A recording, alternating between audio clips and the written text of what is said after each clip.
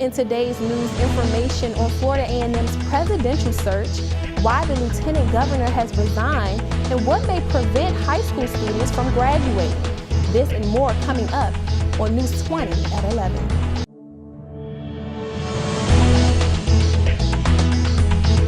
From the highest of 7 hills in Florida's capital city, covering every corner of the Big Bend, this is the award-winning News 20 at 5 Live. Good evening, I'm Shawnice Moores, and thanks for being with us tonight.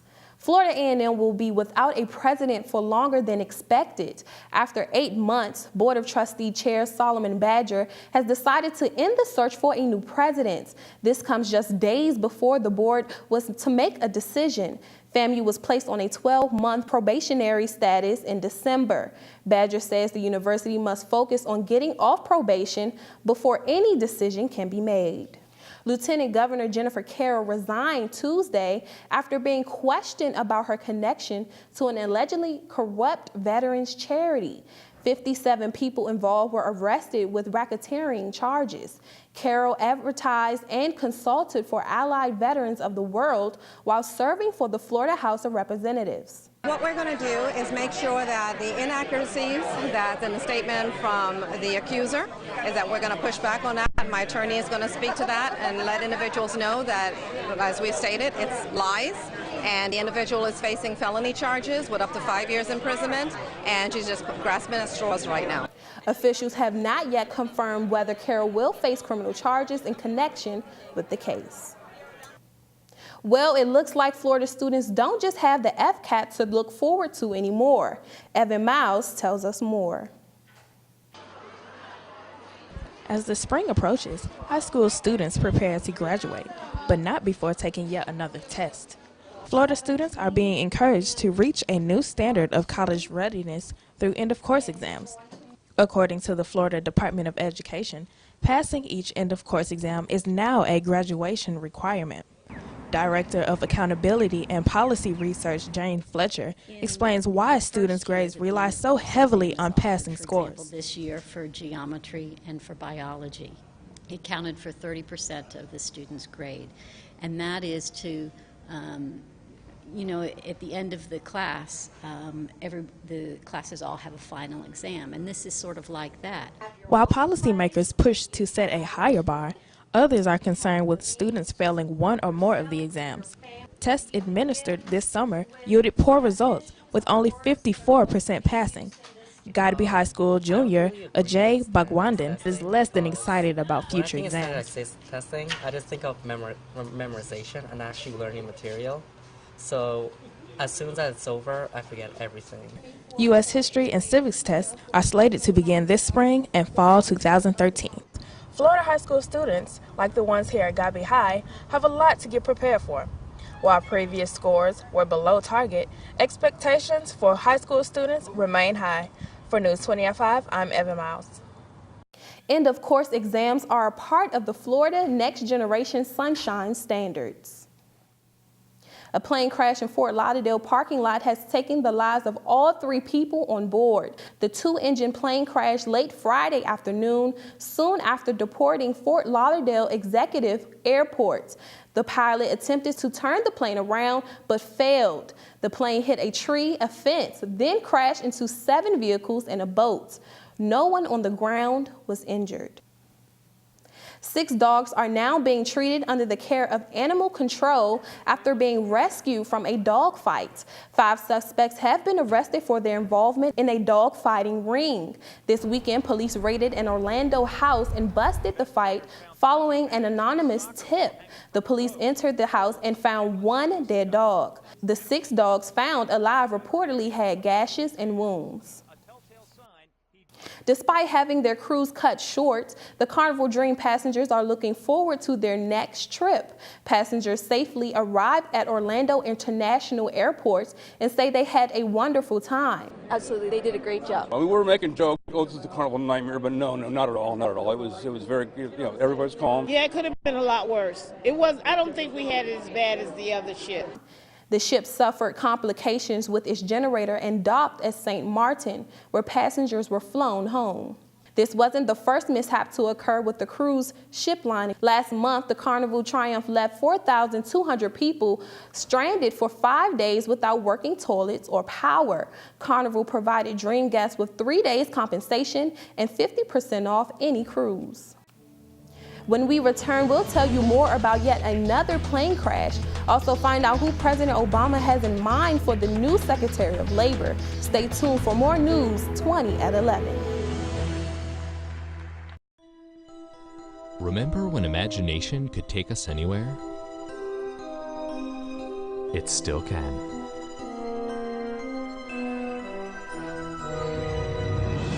Destination Imagination is an extraordinary after-school activity that lets any child experience creativity, teamwork, and problem-solving.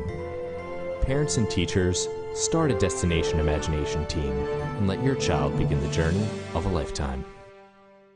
Florida A&M University students continue to define themselves as role models, pace setters, and young professionals on the global scale. Choosing FAMU has helped me to discover the world. I've had the opportunity to help America's deployed military families by educating their children in Spain, Italy, Germany, Switzerland, France, Austria. So how many stamps do you have in your passport? A lot. For more information about Camp Envision and our other programs, visit discoverfamu.com. A plane crash is left split in half after it crashed into an Indiana neighborhood Sunday. The plane experienced technical difficulties and spiraled down when the pilot tried to turn around. Here's a recap of the injuries. There were 4 occupants in the plane, 2 fatalities. On the ground, there was 1 injury. All the occupants in the houses have been accounted for. Shelters have been set up to house the residents. 2 high school football players in Steubenville, Ohio, accused of raping an unconscious 16-year-old girl, have been convicted. 17-year-old Trent Mays and 16-year-old Malik Richmond were found guilty of raping a drunk teen before exploiting her on social media sites. The 2 will be required to register as sex offenders and could be in juvenile detention until they are 21. President Barack Obama is expected to officially nominate a Secretary of Labor today. Tomás Perez is currently the head of the Justice Department's Civil Rights Division. The families of 5 American soldiers are mourning their loved ones. Soldiers were killed in a helicopter crash in southern Afghanistan on Monday. The crash heightened the death toll, making Monday the deadliest day of the year so far for the United States. Officials say there was no enemy activity at the time the crash took place. For the first time, Pope Francis commemorated Mass in front of a packed crowd at St. Anna Parish in Vatican City on Sunday morning. It could be any church, the priest greeting worshipers one by one after Sunday Mass. But it wasn't any church, and it wasn't any priest. It was Pope Francis at the Santa Ana Parish Church in the Vatican. I was watching some of the video when he came out of the church, and obviously he seems very personable. It was really connecting with the people. In his first Sunday as Pope, Francis appeared at the window of his papal apartment overlooking a packed St. Peter's Square, speaking of forgiveness and compassion, and eliciting a laugh when he insisted he wasn't providing free advertising for a cardinal whose writings he praised. He ended his message with a simple wish: have a good Sunday and have a good lunch. Buona domenica e buon pranzo. Just 4 days on the job and Pope Francis is already shaking things up. Even his own television station, Vatican TV, is calling him the unpredictable Pope. Maria Laura de Prez, an Argentinian like the Pope, already feels closer to the church. One of the problems that the Catholic Church has had is that they were so high and we were, a little bit too low. So now he's coming closer and we are very happy for that. With a new hand at the Vatican's helm, the faithful are dancing to a new rhythm. Ben Wiedemann, CNN. Pope Francis is slated to meet with his predecessor, Pope Benedict XVI, on Saturday. Up next, we'll take a look at FAMU's men's basketball game against North Carolina and see if we can figure out who will step up and beat the Heat. These stories and more when News 20 at 11 returns. Look around you. 1 in 4 kids in the U.S. faces hunger. It's not always easy to see the signs, but in this land of plenty, there are kids that don't know where they will get their next meal. Join Share Our Strength in Food Network and take the pledge to end childhood hunger here in America by 2015. Learn how at NoKidHungry.org. Their next meal could come from you.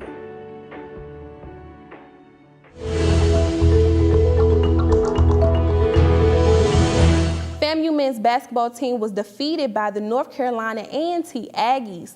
Lamont Middleton scored 12 points as they captured a 65-54 win over the Florida A&M Rattlers in the opening round of the Mid-Eastern Athletic Conference Tournament at Norfolk Scope Arena. The Maryland Terrapins served the Florida State Seminoles their first loss of the season this weekend. Maryland scored 2 runs in the bottom of the 8th, knocking the Seminoles out of their 5th ranking spot. Looks like it's time for everyone to start filling in their brackets. March Madness has begun and college basketball teams all over the country are gearing up for the competition.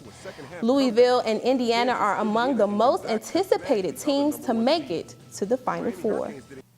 In professional sports, the Miami Heat is on fire this season, winning its 22nd consecutive game Sunday against the Toronto Raptors.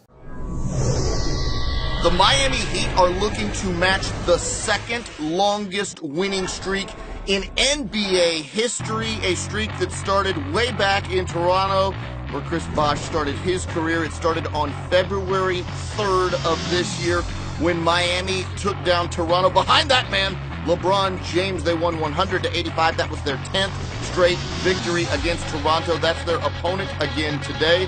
LeBron James with the miss. We go the other way, and Rudy Gay somehow gets that tough shot to go down, draws the foul as well. He was 11 of 20 from the field. That tied the game at 10 apiece. Later, Chris Bosh, again, back in Toronto, knocking down the jumper. 7 of 10 from the field. He had 7 points in the first quarter alone. Into the second quarter we go, and we are talking about a guy named D. Wade. Look at this, behind the back, a little floater. 10 of 15 from the field in the game. He also contributed 9 assists. This to the Birdman, Chris Anderson, for the Jam. He was 3 of 3. Then Bosh going after the pass from D. Wade. That was his 4,000th career assist. And finally, Wade hooping home on the impossible shot. He led Miami with 24 points in the game. The Heat go up by a dozen, 51-39. Then just before the half, LeBron James pouring in a three-pointer. He was 2 of 6 from distance. Miami goes to the locker room up a dozen. Second half, LeBron James comes up with the rebound and outlets to D. Wade for the basket and the foul. Miami's lead up to 13 at that point, 64-51. But the Raptors start cutting into the lead later in the third. After the break, hear why a pregnant cow had to be rescued by Miami-Dade Fire Rescue this weekend. Stay tuned to News 20 at 11.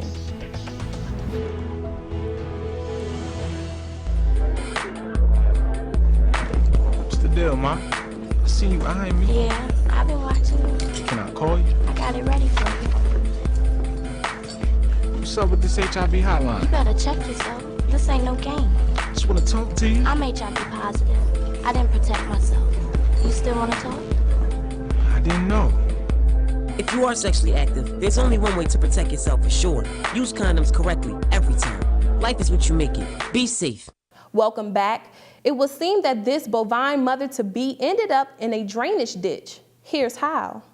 She is pregnant and may be birthed soon. That's why I coming today early to find it. And looking for and finding at 2:30 p.m. and call the fire. Miguel Hernandez calling about his company's cow stuck in a drainage ditch at Southwest 283rd Street and Texas Avenue in Homestead. She's not going to get herself out. The walls are sheer vertical walls. With the vet keeping watch and the cow combed with a snack, the wrecker and crews are moved into place for the delicate operation. The runaway cow walked the short distance back home. Well, that does it for this evening's show. We thank you for joining us and hope you'll tune in again tomorrow. I'm Shawnice Morris for News 20 at 11. Good night.